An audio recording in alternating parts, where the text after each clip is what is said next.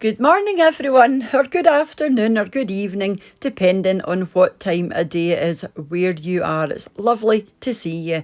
But just before I move on, I wanted to say a massive thank you to the supporters of my wee channel over on Patreon. So thank you very much, guys. It's much appreciated. I'll leave a link to my Patreon just underneath this video. So today, oh my God, I made a Battenberg cake, and the reason for my excitement is, I am not a baker. It's not something I do very often. So this one, it's known as being quite tricky, or I thought it was going to be near impossible to do, but I wanted to give myself a challenge and try and make this bad boy. And it turned out absolutely wonderfully. I'll show you in a wee while what it's meant to look like, because I bought one as well. I mean, they're very inexpensive. Cost about £1 from the supermarket, and there is a wee bit of effort involved, but I'm just so glad I done it. I rose to the challenge, and like I said, it worked out wonderfully. So this is it here. It only cost about £1, next to nothing from the supermarket. But yeah, it was so satisfying seeing the whole thing come together. So as usual, all of the ingredients will be in the show more box underneath this video if you want to make it for yourself. You're just going to need some butter, caster sugar, eggs, some flour, some almond flour or ground almonds, baking powder, salt, milk, some almond extract, some red food colouring, a roll of your marzipan and some apricot jam, and that's it. So let's go and show you how I put this monster together. First thing you're going to want to do is prepare your tin. Now, if you've got a Battenberg tin, brilliant. I didn't, so I'm going to have to work out a way of keeping my pink and yellow batter separate. So I just grabbed a sheet of foil and a sheet of greaseproof paper. Just make a wee sort of fold in the middle to create a kind of handle, just to pop that into your tin, and that's going to, act as a sort of dam so that your batters don't mix together. Just make sure your tin is well greased, and that will stay in there quite snugly. And this is the Battenberg tins here that you can actually buy. But I mean, I wasn't going to buy one of these. If I was going to be making these all the time, then I probably would invest in one, but you really don't need one.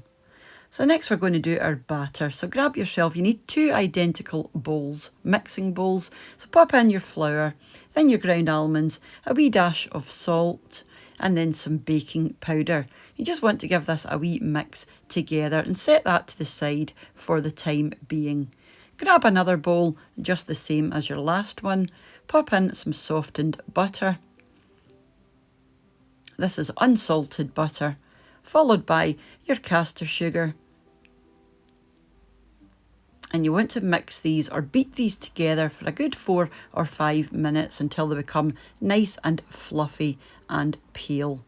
And I just scrape my bowl halfway just to get it off the sides. You'll be left with something that looks like this. This is ideal. If you do this step, properly, you'll end up with a nice fluffy light sponge. Now you want to add your eggs. Just add them one at a time. So add one, give it a good beat together, add your second one, again make sure it's well combined, and add your last egg and give it a final beat. Easy peasy. Now we're going to pop in our almond extract. If you don't like almonds, just leave this out. The same as the marzipan, if you don't like almonds, you can just roll the whole thing up in fondant if you prefer. And give that a good beat together.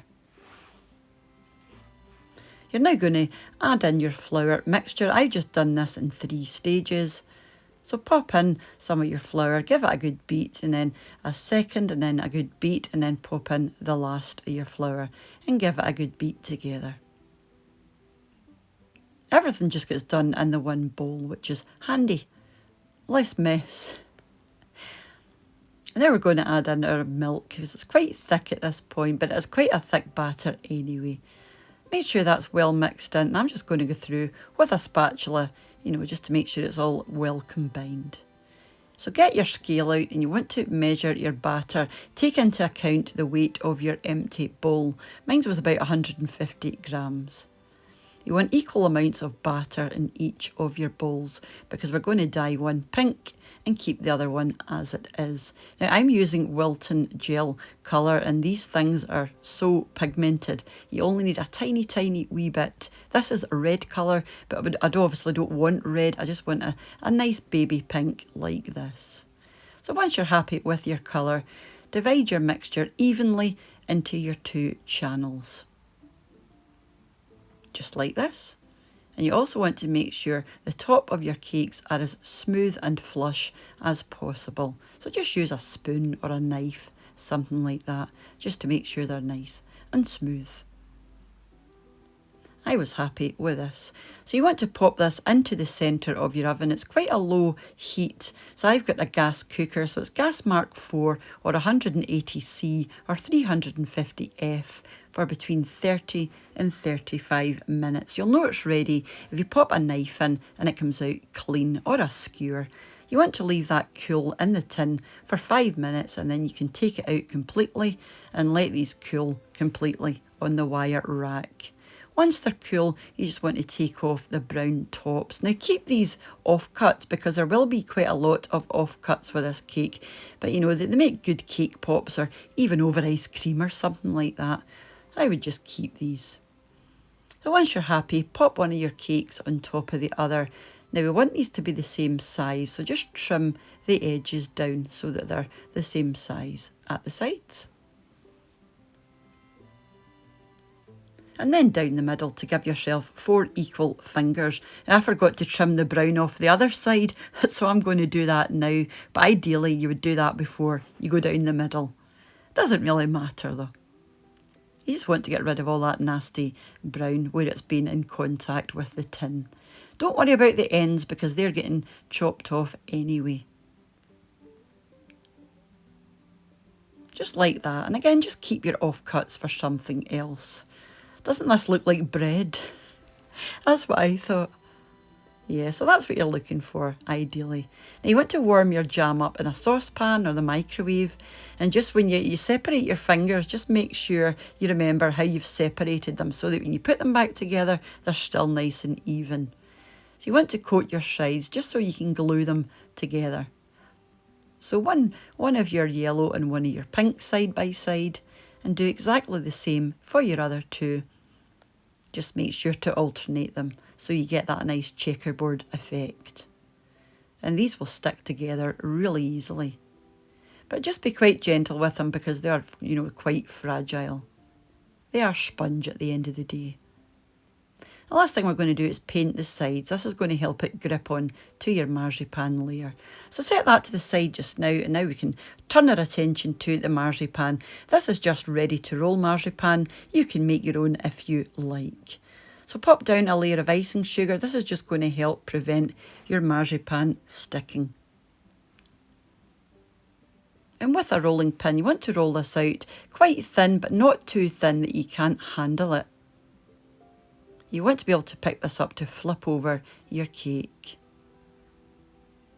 You want to cut this into a rectangle, so you want 8 by 12 inches or 20 by 30 centimetres. I gave mine a wee bit extra room just to play with, just in case, because you never know.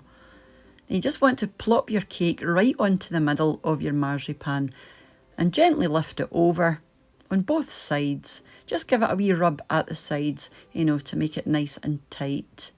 Just pull it over, give it a wee rub at the sides, and that will, you know, stick down quite easily. If you're finding it's not sticking down, you can brush a wee bit of your jam on the seal, just under the seal, but I didn't have to.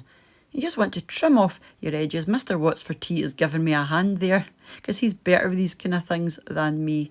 And just lay it seam side down on your serving plate. And I could have been doing my bigger plate actually.